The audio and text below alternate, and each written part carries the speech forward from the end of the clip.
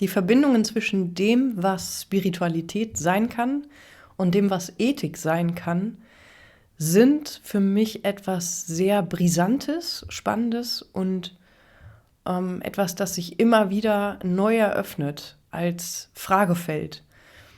Die mögliche Annahme, dass Menschen, die spirituell praktizieren oder einer bestimmten spirituellen Tradition folgen, mit ihren jeweiligen möglichen Lebensregeln, ob das automatisch gute Menschen seien, würde ich ganz kühn mit Nein beantworten. Das ist nicht zwangsläufig der Fall. Das kann im Zusammenhang stehen, aber es muss nicht. Und gerade da kann es Dimensionen von vielleicht etwas verdeckteren Formen von Gewalt geben, wo sich Menschen in bestimmten Konzepten verbarrikadieren, wo die Tradition rigide wird oder der Umgang mit Tradition rigide wird, wo die Menschen anfangen, vielleicht gar nicht so bewusst erstmal, aber durchaus sichtbar, in eine Art Konkurrenzgehabe miteinander zu geraten, wer jetzt am besten bestimmte Grundsätze erfüllt und wer da jetzt am meisten glänzt. Selbst in Traditionen oder vor dem Hintergrund von Traditionen und Konzepten kann das der Fall sein, in denen genau diese Konkurrenznummer eigentlich in Frage gestellt wird. Das heißt, nein, also die Verbindung ist nicht automatisch da. Es ist nicht automatisch so, dass Menschen, die sich mit etwas befassen, es auch leben können. Und es ist keine Garantie, wenn man nur etwas lang genug praktiziert, dass sich daraus eben auch ein, ja, vielleicht konsistentes oder ein ethisches Verhalten ergibt, das dem Wohle des Gemeinsamen unbedingt dient. Und ich glaube, gerade in dieser Abschließung, in dieser Abhebung, in diesem Dichtwerden von Konzepten oder wie man sie gestaltet und lebt, besteht etwas, das nicht nur gegenüber allen Menschen, die dem vielleicht aus irgendwelchen Gründen nicht folgen wollen oder können, auch manchmal eine Haltung der Verachtung erzeugen kann und zugleich auch eine Art Gewalt an dem, was Spiritualität sein kann. Ich halte Spiritualität für etwas, das lebendig hält, sich der Frage zu öffnen, wie Bewusstsein beschaffen ist und wie der menschliche Geist seine Möglichkeiten ergreifen kann, dem ein bisschen hinterherzukommen. Vielleicht auch ein bisschen hinterher zu stolpern, jedenfalls in der Weise, wie ich das kenne. Aber es ist die Frage danach, wie wir damit umgehen können, wenn sich Bewusstseinshorizonte aufdehnen und verschieben und verändern. Und die Frage danach, wie man aushalten kann, dass sich damit auch die Welt- und Ich-Vorstellungen verändern, in manchen Fällen auch zusammenbrechen und zerlegen können. Und es dynamisiert automatisch auch die Frage danach, wie ich jetzt handeln soll. Was ergibt sich überhaupt daraus für mein Verständnis von Gut und Böse?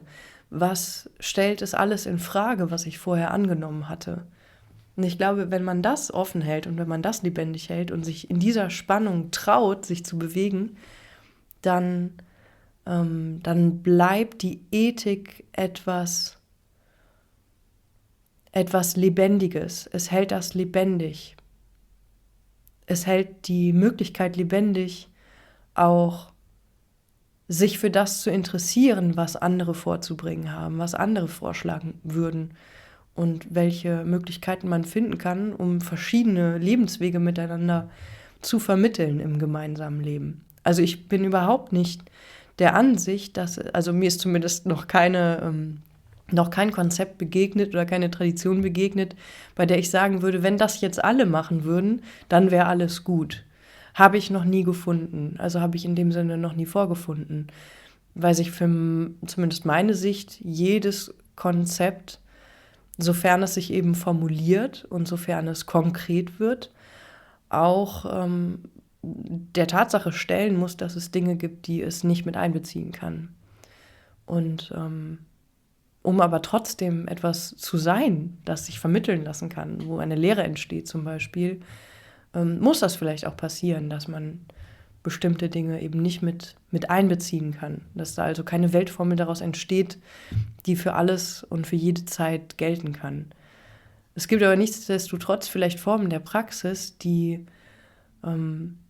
über viele verschiedene Kontexte hinweg, also menschliche Kontexte hinweg, funktionieren können, um das Bewusstsein lebendig zu halten, um besser aushalten lassen zu können, dass da sehr viel Unbehagen entstehen kann, wenn sich Bewusstseinshorizonte öffnen, wenn sich in Frage stellt, was man angenommen hatte und wenn man sich als Mensch eben stark transformiert und entwickelt und das, also es da auch Krisen geben kann und all das. Also da gibt es sicher Formen der Praxis und Formen des Umgangs und Formen der gegenseitigen Unterstützung, die helfen können, sich da zu stabilisieren, wo man so unsicher werden kann, dass man zum Beispiel auch in Wahngebilde hinabgleiten kann oder dass man in sehr rigide Formen von Auslegung eines Konzepts geraten kann oder dass man in irgendwelche Kulte geraten kann, Formen der gemeinsamen Organisation, die eben so viel Angst bekommen, gestört zu werden von außen, dass sie sich komplett abtrennen. Auch das muss wahrscheinlich nicht in allen Fällen irgendwie schlimm sein. Es gibt ja auch diese Beispiele von Menschen, die sich sehr stark zurückziehen, welche Gründe auch immer sie dafür haben und da eben Bereiche erforschen können, die vielleicht an die Menschen gar nicht rankommen, die stark im Alltag bleiben. Also ich möchte darüber nicht urteilen, was wo stattfindet und welche Möglichkeiten wo erschlossen werden.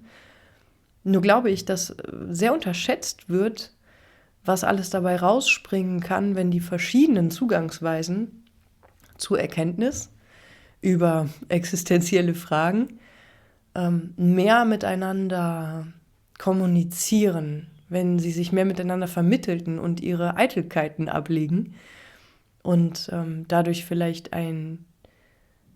wie könnte man es nennen?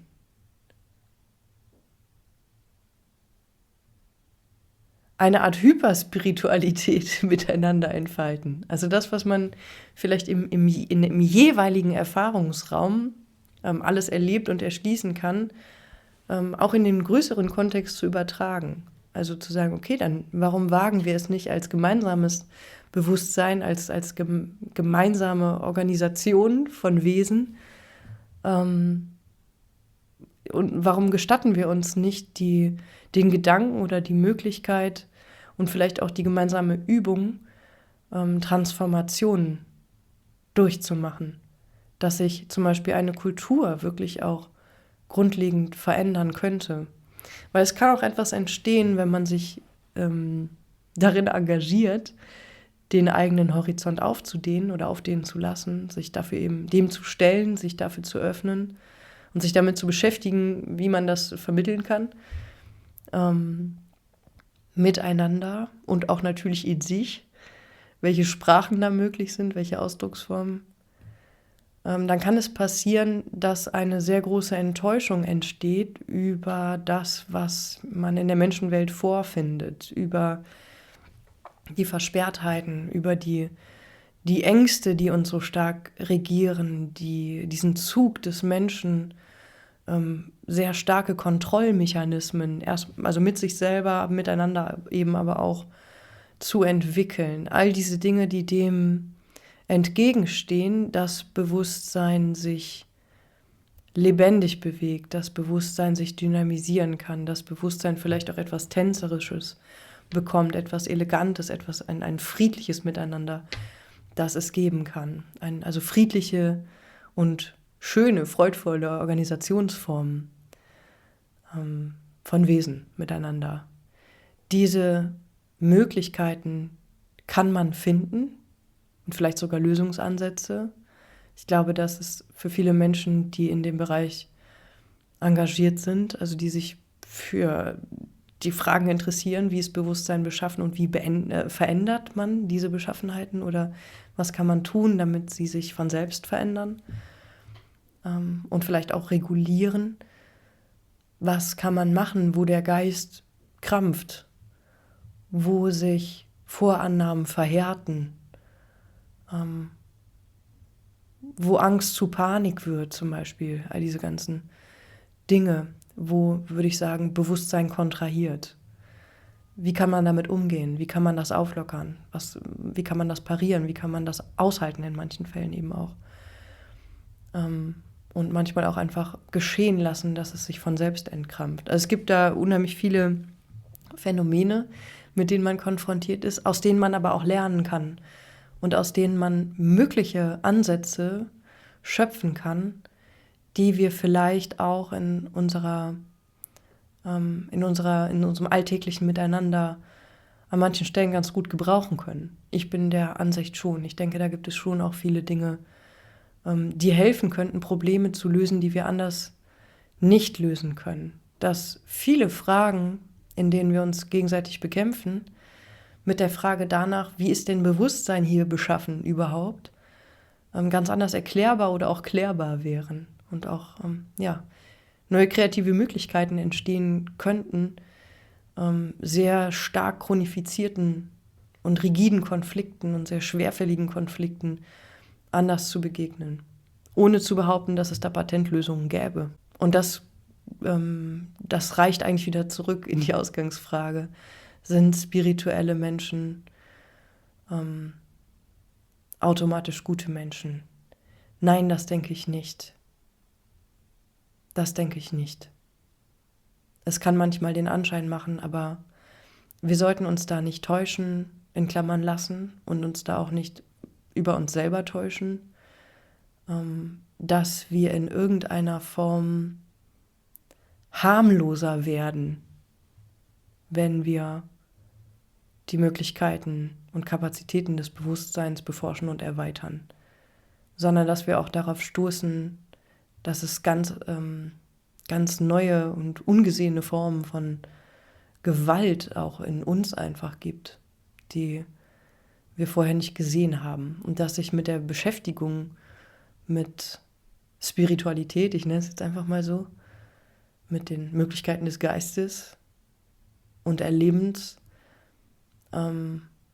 wir auch damit genau konfrontiert werden. Also genau damit konfrontiert werden, welche Höllen in uns aufbrechen. Und dass wir wieder neue Möglichkeiten finden müssen oder dass wir vielleicht gedrängt und in manchen Fällen auch gezwungen sind, Wege zu finden, auszuhalten, wie finster es in uns sein kann. Das ist für mich mehr das, was ich unter Spiritualität begreifen würde, also etwas sehr Lebendiges, etwas, das immer wieder fragen muss, das sich selbst immer wieder fragen muss, was es ist und was es tun kann, das sich nicht auf sich selbst ausruhen kann. Diese Offenheit meint es für mich eigentlich. Und es macht diese Vorstellung, dieses Bild, dieses Vorurteil, dass spirituelle Menschen sanftmütige, feingeistige Wesen sind, die alle Gewalt ablehnen, zu etwas natürlich sehr Oberflächlichem.